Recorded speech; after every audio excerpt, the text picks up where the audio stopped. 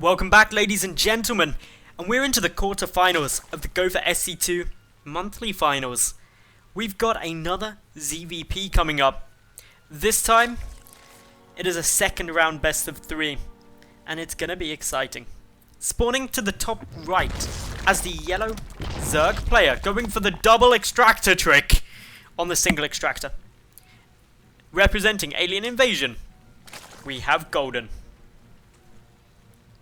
And to the top left, his opponent, the green Protoss. He plays for ESC, none other than JackO. I am a very excited caster because the monthly finals of Go for SC2 really let us see some of the best players who compete week in, week out in weekly events and also in bigger events really battle it out for a regular prize pool. And it's something which is far too often overlooked. These weekly and obviously monthly tournaments which don't have the headline writing thousands and thousands of euros worth of money. But 600 euros on the line, and the winner of this best of 3 is guaranteed some money. If you win the quarterfinals, you just get into the semi-finals. Even if you go out there, you will still get yourself at least 75 euros, which is good for an evening's work. Win a semi-final, you're guaranteed at least 150 euros, and if you win the whole thing, 300. That's some good times. For the moment, we're seeing Golden open hatch pull. A very greedy play up against this gate expand from JackO. And while it is a bit greedy, it's not crazy. It's a perfectly legitimate build order to go up against a Protoss player who's gateway expanded. JackO, though, could be about to mix things up hugely. Is he seriously going to take the gold as his expansion? This would be an amazing response. He hasn't even scouted his opponent. Little does he know that it's a hatch pull build. He's just sitting there and going, do you know what? I want the gold versus Golden, because, yeah, this is good times. I was going to say, because YOLO, but in a best of 3, you don't only live once, you live at least twice, so it wouldn't really be applicable. Kind of awkward now. Anyway, this is all good for JackO. He's going to sneak that through. Golden has not a clue. He comes over with this Overlord. If the Overlord comes down to the natural base, he might sit there and go, hang on. What's going on here? He's only got 1 gas, so he can't be doing any sneaky proxy stuff. And, well, there's nothing else too scary going on. But actually, Golden hasn't gone down, as far as I saw, to check whether the natural is being taken. JackO also moving out now with his probe, adding in 4 additional gates. So he's going up to 5 gates worth of pressure. Golden is going to see this probe pull. This should allow him to work out, okay, another base has been taken, most likely the gold. And he's ready to intercept. A Zealot should be able to clean this up. Only 2 Lings isn't going to be terrifying. But Golden now completely aware of what his opponent's doing. And this build is going to be ridiculously hard to stop. It's going to be a lot of Zealots. We know that because there's only 1 gas. Golden's confirming that now. But it's with 5 gates rather than 4 due to the added mineral income from this gold. It's going to be a lot of Zealots. The Roach Warren has to come down very quickly for Golden. He needs that now, basically. Needs to start making a lot of Roaches. Spines are not a bad decision. And a lot of Lings going to be forced. This is some big warpins coming. And it's going to be a hard defense for Golden. That added gold income massively making a difference to what JackO can do here. It's a risky play. Quite all in, considering there's no second gas. He hasn't got an easy transition, so he has to deal with some good damage. Taking out the 3rd really is the minimum. Nice play here by Golden.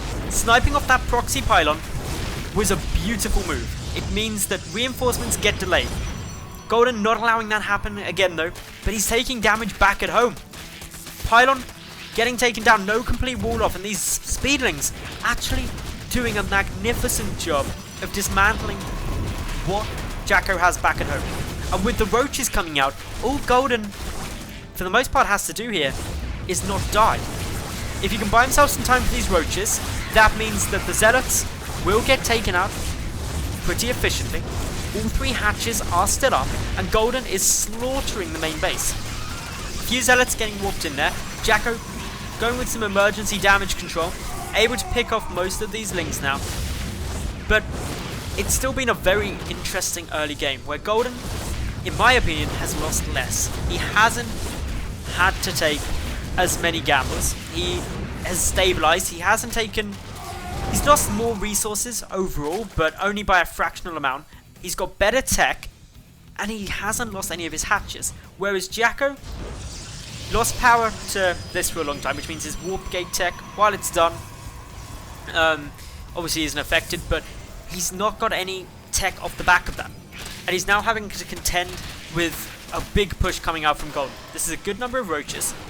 And while the Golden base is relatively well defended, these roaches and lings are going to get very scary. Stalker's trying to engage now. One gets sniped off very quickly. The roaches are going to face off against the zealots very effectively. But JackO, if he doesn't stop this, if he allows this gateway to fall, he's going to be running into some serious issues. There's no force field on that sentry yet. That means that the lings and the roaches have free entry into the main base. But Golden playing it very aggressive. He's pumping out more units, not droning. He has gone up to 34 drones. But this push now no longer has enough force to actually punch through. JackO's got out a significant number of gateway units because of this bonus income from the gold base. And that means that now Golden being forced to retreat. Still pumping out more roaches at the moment though. Getting ready to move in with the Zerglings, but with the gateway getting reconstructed, the wall off is again completed. More gases now being taken by JackO, going up to 3. The second one of the main base not yet taken. Golden still opting to pump out more units as opposed to getting out any more drones. And that's because of the pressure JackO is now applying. He didn't lose any production. And as a result, he's still got a solid income and a decent number of units. The Stalkers working through these roaches. A couple more wouldn't go amiss, but just not the gas for it at the moment. The Zealots having to face up against these roaches in a very close-up position. Not ideal for JackO. But more reinforcements coming through for the Protoss player. His army melting to this number of Zerg forces. And while the Stalkers are doing an okay job, the roach numbers and the reinforcing lings should be able to shut all of this out. Still, Golden in a good spot. JackO doesn't have anything other than gateway tech, and if Golden is able to build up a solid army, a solid foundation, that critical mass of units, JackO won't have any way to break it long term. And already we see Golden feeling confident, squeezing in a couple of drones now, and with those drones coming through, he's just compounding his lead, taking out all of these Stalkers. A couple of Zealots warping in, but with so many roaches and so many lings, they're not going to last very long at all. The pylon being ignored and the push coming through. JackO should be able to hold for a while, especially against this smaller group of units, if he wants to. But long term, considering we're 13 minutes into this game, he's going to have a massive uphill battle. A few force fields go down there, buying a bit more time. The roaches still within range of the pylon though, snipe off that wall off, allowing the lings to get through. More force fields, not on the cards. The energy completely drained of those sentries. A couple of Zealots still fighting through, still trying to get more damage done. But JackO having to contend with more units, more reinforcements, and it's not looking good for him. Golden applying so much pain now. GG is called, and Golden takes game number 1 of this best of 3.